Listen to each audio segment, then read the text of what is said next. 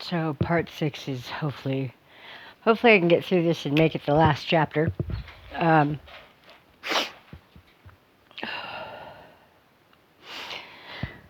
so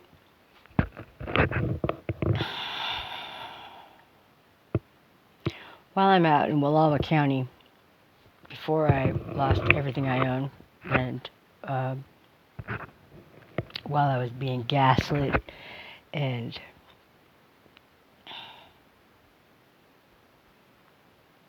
pretty much tortured, absolutely, mentally, emotionally, spiritually, all of it, all of it.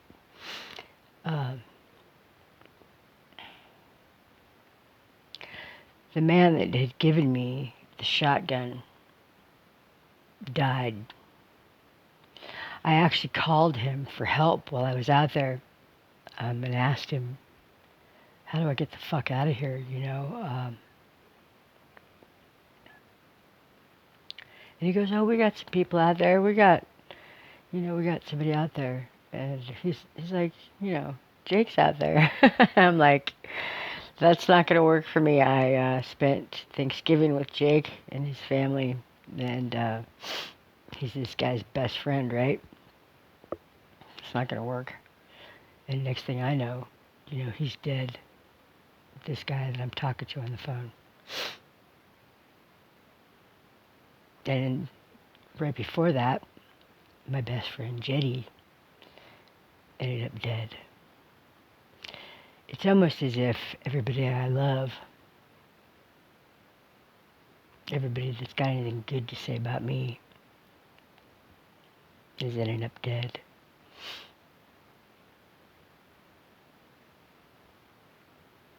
And since then, Ronnie Gomes, David Leatherwood,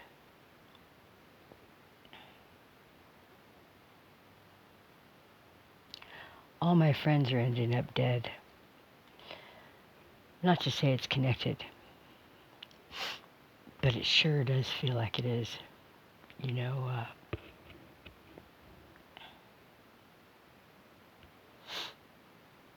I'm not real good at making friends anyway, but the ones I do have, I keep, So, while I'm out there, I call certain people. I'm like, get me the fuck out of here. It's not going well. It ain't gonna fucking go well. The shit that I found out I'm not gonna fucking respond well. And this guy wants to keep playing fucking coy with me and like I'm the fucking crazy one or I'm stupid. It's not gonna go well. It's just not gonna fucking go well. You know, uh,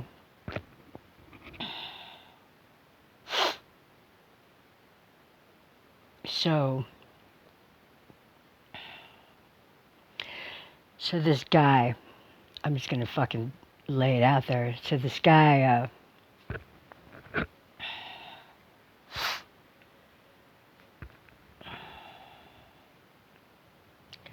says he wants to help me. And he's not afraid, right? He's not scared. So he helps me move all my shit out. And I go into uh, a shelter.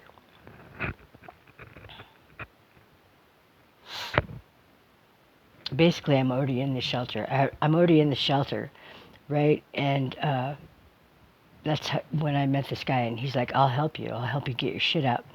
So he helps me get all my shit out of this fucking house. And while I'm in the shelter, there's a gas leak. There's a gas leak and they got to move me to a motel, right? Some hotel. So the very first day I move over to this hotel, I'm also going to try to sell my art at the farmer's market type thing, right? On that Saturday. I go and I sell my stuff at this farmer's market and I leave my dog in the motel and I didn't think it'd be an issue, but when I got back, they didn't say anything to me about it, but I took him out and I took him for a walk and let him back up and I put him back in the room and I went across the street to the Mexican joint to get something to eat, And this guy that was helping me wouldn't answer my phone calls. He wouldn't call me back. Apparently, at the same time, he was going through all my shit that he had out at his property. And because I had a first aid kit, big first aid, I could do casting, I could do stitches. I had liquid lidocaine. I had everything. So there was rigs in my first aid kit, and he just figured I was a junkie, and fuck me type thing, and he, I guess, flipped out and called the motel, or somehow the police or something got called, and I was literally jumped from behind leaving this restaurant across the street from my motel, and all the things that I found out in the report from the medical, it leads right back to this guy, because I didn't know anybody else in this town. And they were saying all kinds of shit that I was on drugs, but I wasn't on drugs. I had been clean, for a long time, because I'd been abandoned out there. I was totally clean. They did drug tests on me in the hospital that proved that I was clean, but yet they said that I was on drugs, which is obviously a lie, because I would never fucking say I was on drugs if I wasn't on drugs. I'm very honest about that kind of thing. Always have been, always will be. I don't give a fuck what you think, So it wasn't until I got released from this hospital, I woke up and I knew that something fucking horrible had happened to me. I had a catheter in. They ran over 20 tests on me without my permission. They did fucking CAT scans with my medical flipper in my mouth. I had pelvic exams, all kinds of shit. They did AIDS. They did over 20 fucking tests on me they said they didn't know who I was, but yet I can prove that, because on the transport information, they knew who I fucking was. Whoever called knew my name. They knew my birth. They knew everything about me. So, but when they got me to the hospital, they didn't relay that information. So they ran all this shit on me. Over 20 tests they did on me. AIDS tests, pregnancy tests, venereal disease tests, all kinds of shit. So yeah, I was pissed.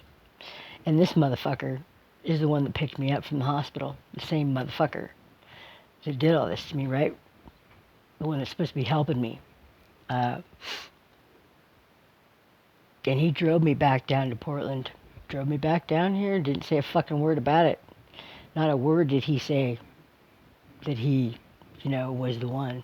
It took me a minute to figure it out, man. I'm not that fucking bright. I'm really not that bright.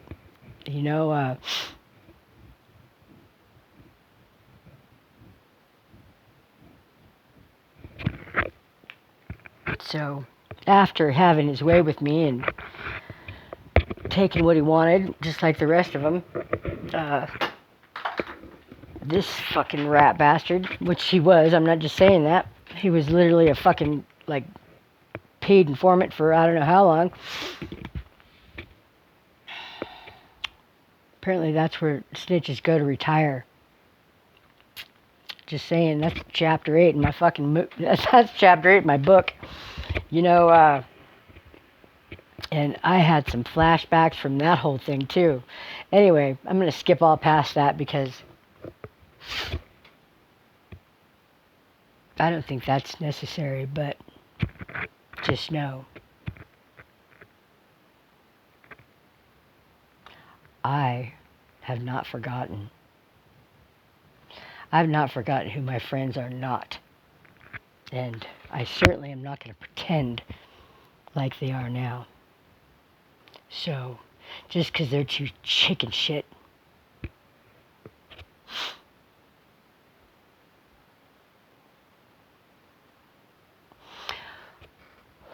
I'm going to live my life, and I'm going to have a goddamn good time. And let me tell you something, I'm not going to be afraid of bullies or people that want to intimidate girls or hurt girls, because they're wrong to begin with.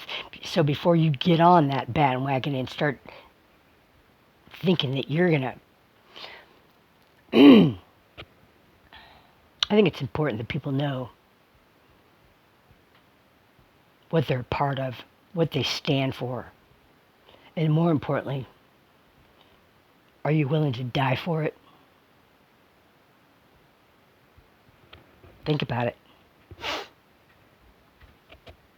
Because I know I am.